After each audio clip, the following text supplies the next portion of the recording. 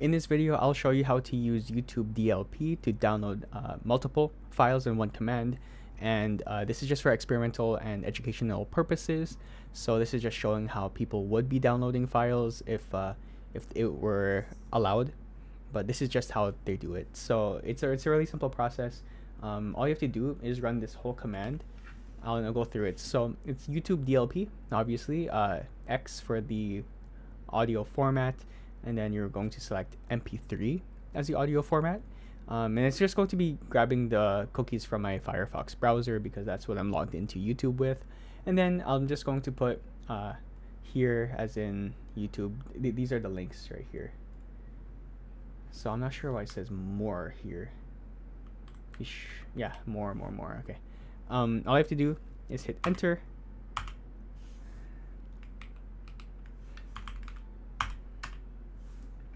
And when you hit enter, it's going to download all the songs one by one.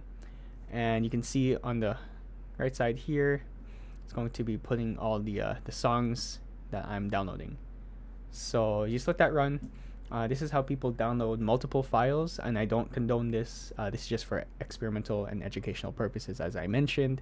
And yeah, it's basically a command you're going to be using. If you scroll back up, you're going to be using that up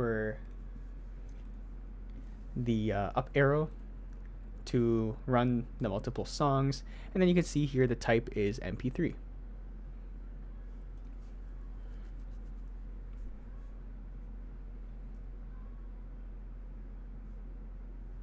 Now obviously, since you're downloading it, it's going to have the title of the YouTube video plus the hash of the URL, so you can go ahead and just delete those hashes after.